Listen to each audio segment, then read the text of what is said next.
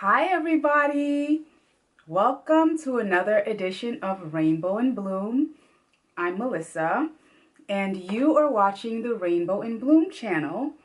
In case you're new to this channel, the Rainbow in Bloom channel is about living and thriving with the autoimmune disease Scleroderma.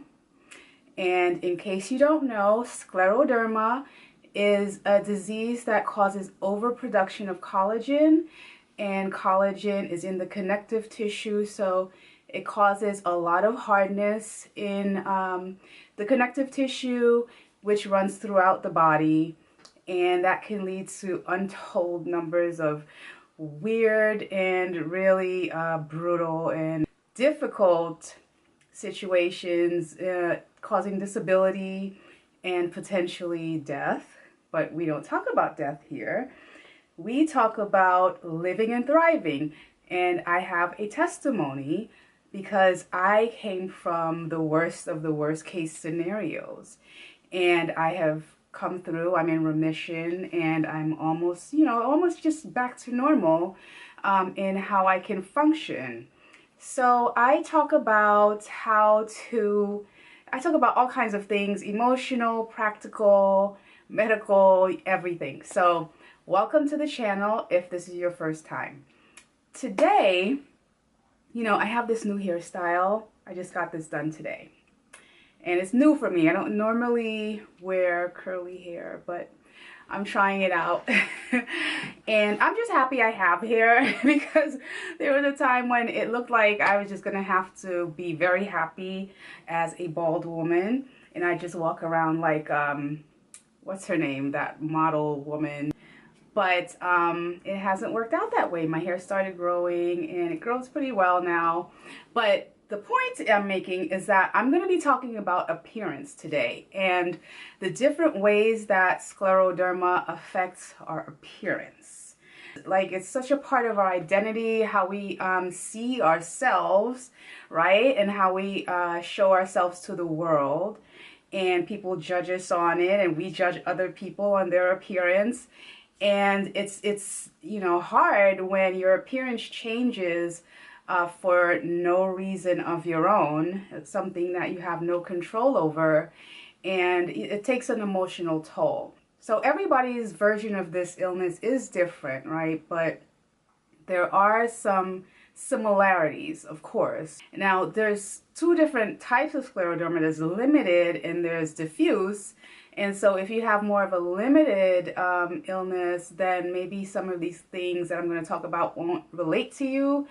But if you have diffuse scleroderma that shows up, all over your body, then, you might notice some of these too. So I wanted to talk about 5 ways that scleroderma affects the way we look. These are 5 things that I've noticed are very common.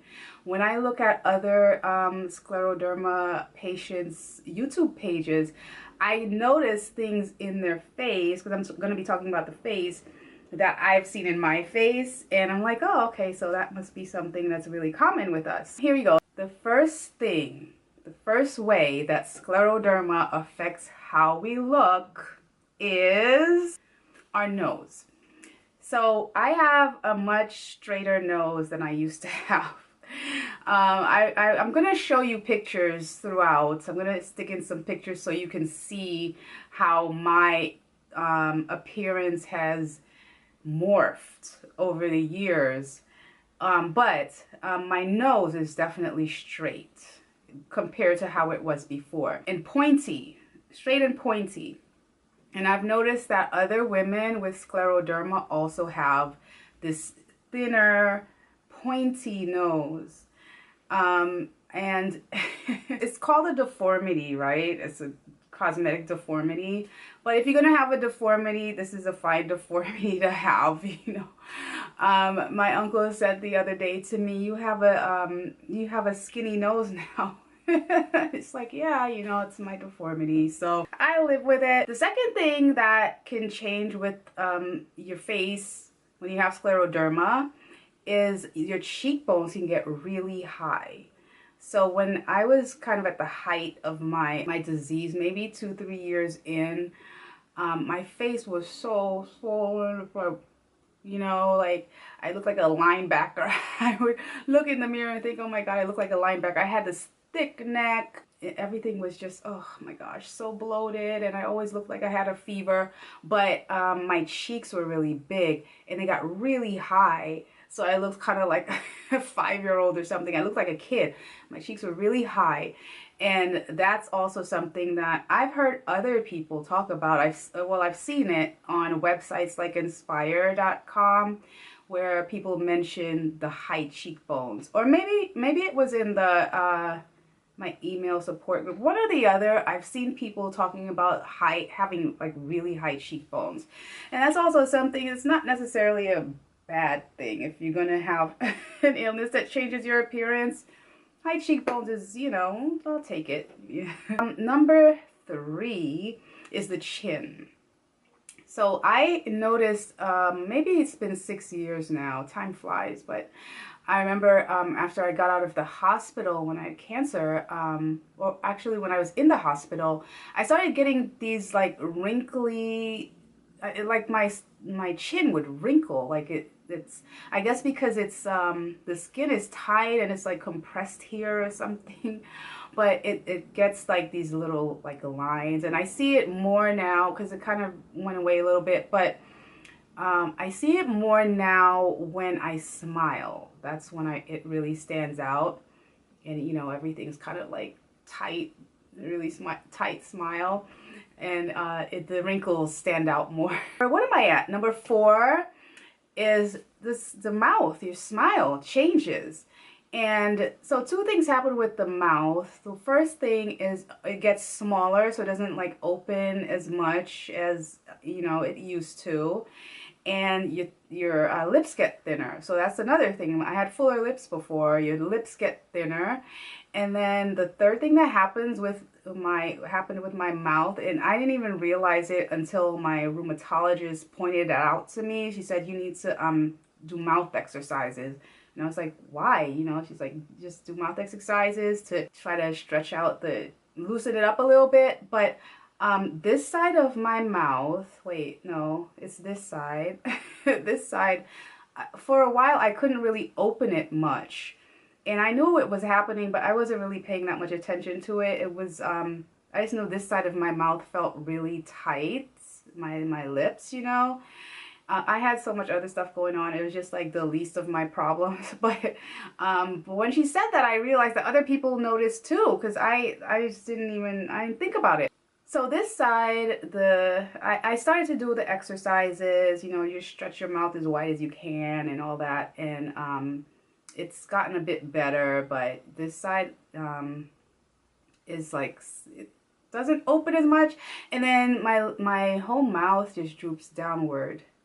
So a lot of stuff going on with the mouth area. So number 5 is hair. You know, your hair thins out.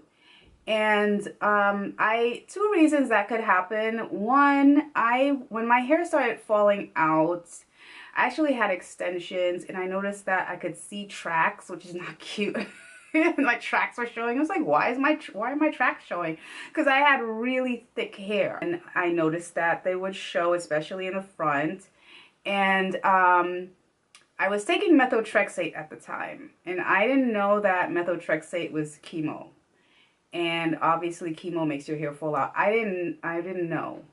But it could have been that. But then the other thing that I was thinking at the time was that, you know, because my skin is getting so tight, maybe the hair follicles can't like push the hair out or something. Just makes it like the skin just kind of covers over the follicles or something. I don't know. But hair loss is pretty common with this illness. So I'm just happy I have hair. That's like, I'm just happy. I thought I was just gonna have to be like Amber Rose and just, you know, dye it blonde and call it a day, but it started to grow. So, so yeah, those are 5 main changes to appearance that I have noticed. And obviously there's a lot of variation in the middle of all that stuff and other things too, but Yeah, you're not alone. It's, almost all of us, a lot of us, we go through the same stuff, and, it can take away your confidence, and it can take away, like your social life, because you are self-conscious and you think about how you look to people, and you don't, you want to represent or present yourself in the best light, and you feel like you can't do it because, it's just, it's not in your control. You can't, there's only so much you can do. Every challenge, every disappointment, every setback, heartache, there is room for growth, and there's room for opportunity. One of the things it causes you to do is get really humble, and you can, also kind of focus on other things, like what areas can you, I know it probably sounds like crap, but it really does make you think in a different way. You have to literally see yourself differently, right?